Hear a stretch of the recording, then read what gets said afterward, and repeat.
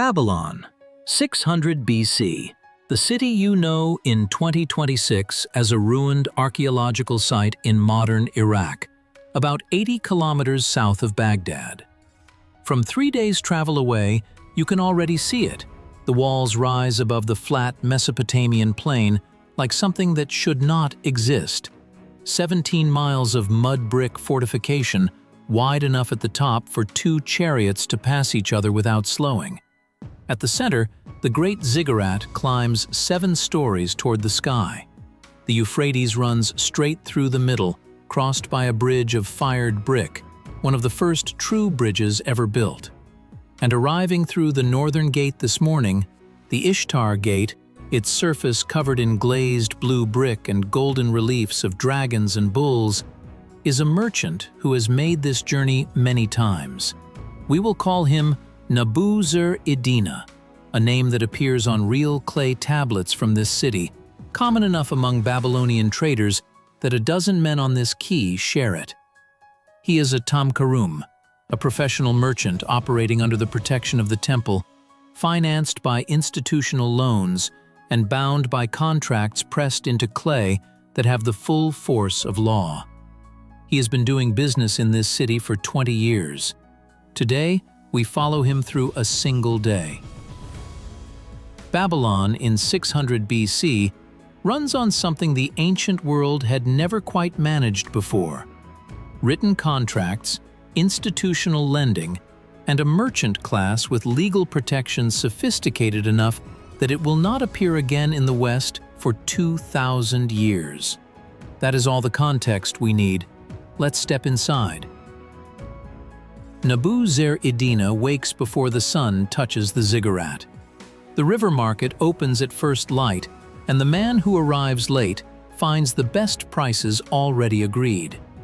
He dresses in layered wool, a long fringed garment called a kusitu, its fringe woven to a specific weight and dyed with imported indigo. The length and quality of the fringe signals his social standing as precisely as a uniform. He is not a laborer, he is not a soldier, he is a man of commerce, and anyone who looks at his fringe knows it immediately.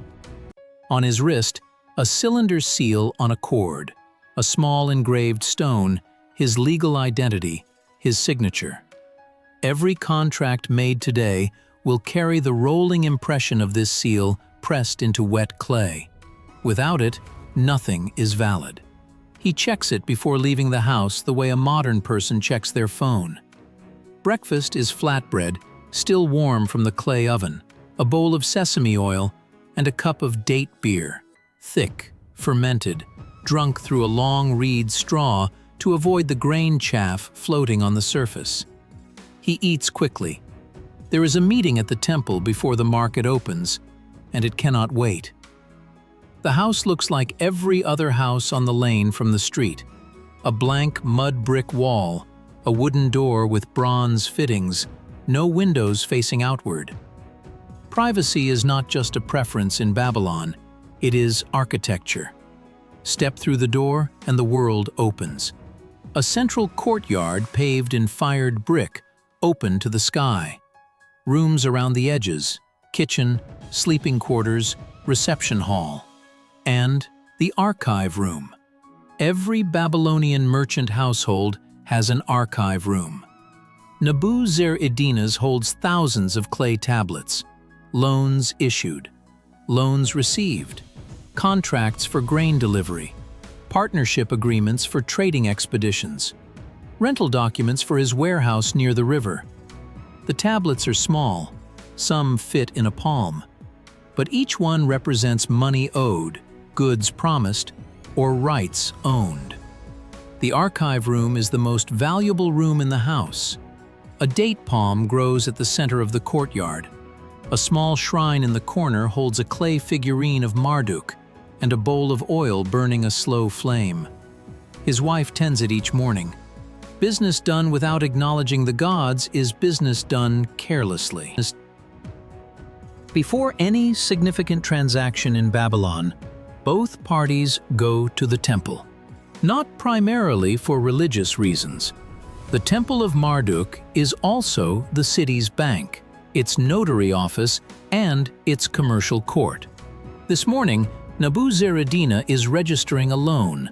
Silver advanced to a junior merchant for a trading expedition to the eastern mountains. A temple scribe works with a reed stylus, pressing wedge-shaped cuneiform marks into fresh clay. The amount in silver shekels, the interest rate, the repayment date, the names and seal impressions of both parties and 2 witnesses. 2 identical tablets, one for each party. The wet clay carries both cylinders' seal impressions before it hardens. If the junior merchant fails to repay, the temple tablet is the evidence. The case goes before a panel of judges. The debt is recovered. In 600 BC, with written contracts, institutional courts, and legal recourse, Nabu-zer-iddina has 23 active tablets in his archive right now. He knows the terms of each one without looking. By mid-morning, Nabu-zer-iddina is at the quay. It is almost impossible to move through it quickly. Coracle boats of wicker and bitumen, flat-bottomed barges loaded with grain, narrow reed boats from the southern marshes, cedar logs from Lebanon floated down from the northern mountains, wood so valuable in treeless Mesopotamia it is traded by the individual beam, copper ingots from Cyprus, lapis lazuli, the brilliant blue stone prized above almost everything, carried overland from mines in what is now Afghanistan over 2,000 miles.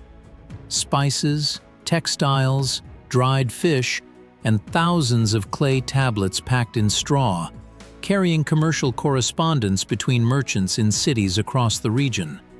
Nabu-zer-iddina moves through this world fluently. He knows which goods arrived this morning and which arrived last week. He knows which items are scarce because a trade route has been disrupted, and which are abundant because 3 caravans arrived at the same time.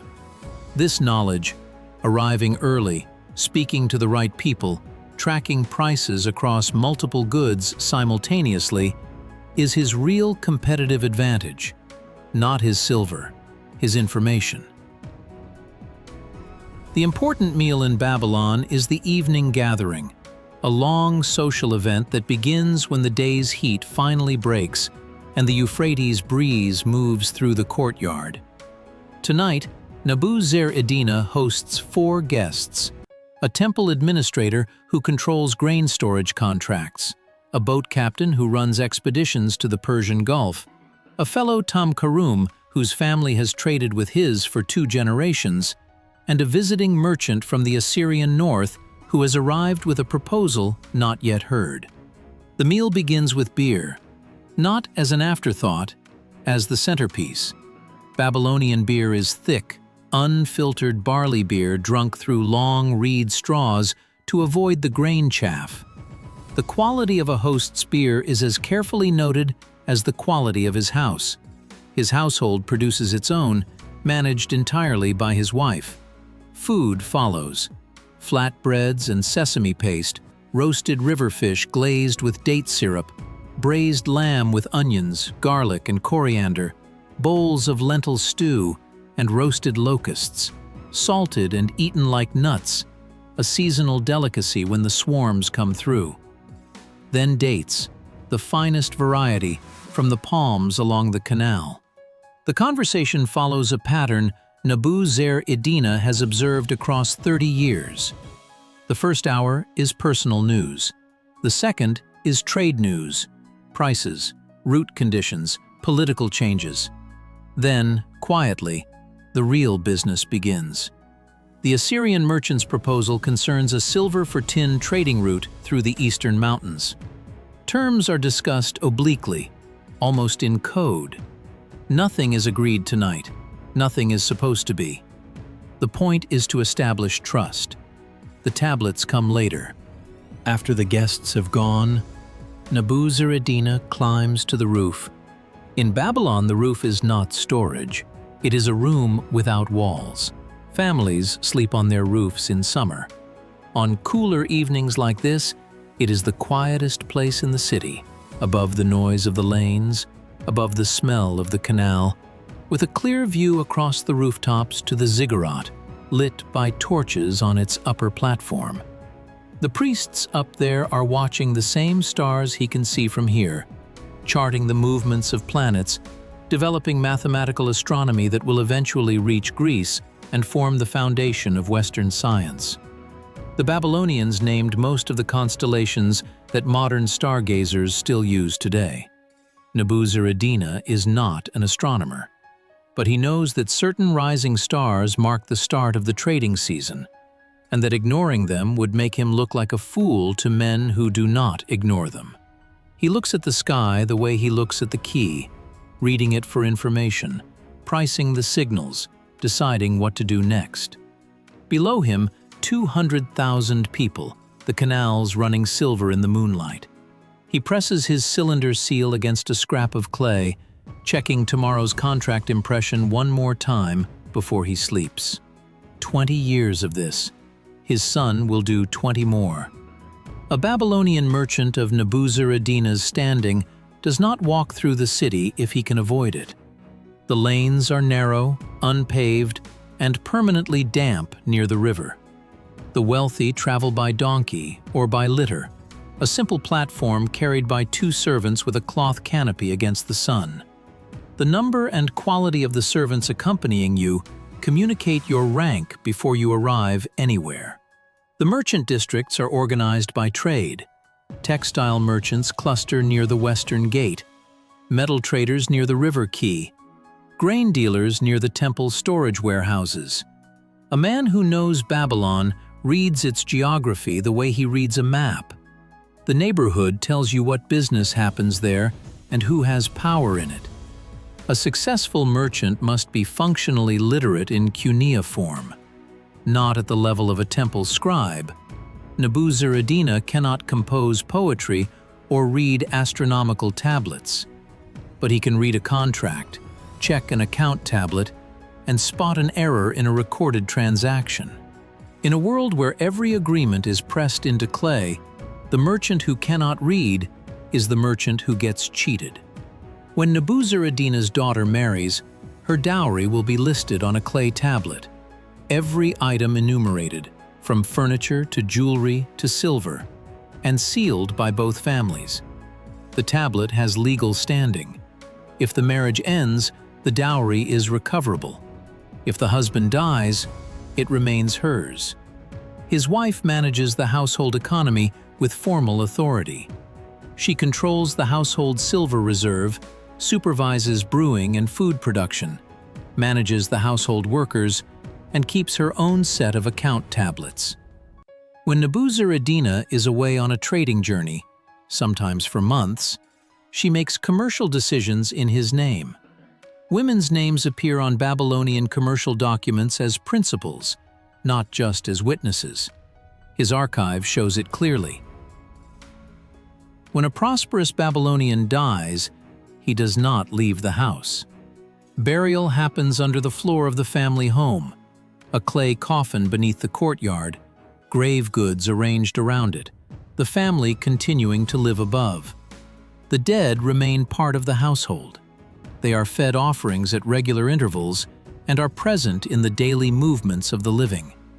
The archive outlasts the body. Nabu-zer-iddina's active tablets pass to his eldest son, who continues the trade routes his father established. The family business continues because the business is not him. It is the network of relationships and the archive of obligations he spent 20 years building. Some Babylonian merchant family archives span a century or more. The same trade networks passed from grandfather to son, the tablets recording it all. Archaeologists have found these archives intact, thousands of tablets in a single house, the complete commercial biography of a family across generations. The oldest tablets show the grandfather making the same kind of loan on the same river to the same class of borrower as his grandson 3 generations later. The archive is the monument. The walls of Babylon will fall, The ziggurat will erode into a mound of mud brick that future travelers mistake for a natural hill. The Euphrates will shift course and leave the city stranded in dust. But tonight, from this rooftop, none of that is visible. The torches burn on the ziggurat. The river runs dark below the bridge.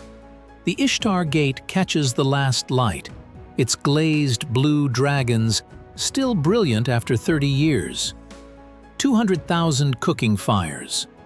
Nabu-zer-iddina rolls the cylinder seal between his fingers one more time and goes inside. The oldest profession in the written record is not what people usually say. It is this: a man, a seal, a piece of wet clay, and a bet on the future. The oldest profession and also the most modern one. He has been doing it for 20 years. The clay is still wet. The bet is still open. In this video, I use modern AI tools to recreate what daily life looked like for a merchant in ancient Babylon around 600 BC. These scenes are AI-generated interpretations based on historical records, archaeological evidence, and cuneiform tablets from the period. They are designed to help us imagine the atmosphere and realities of that world as closely as possible.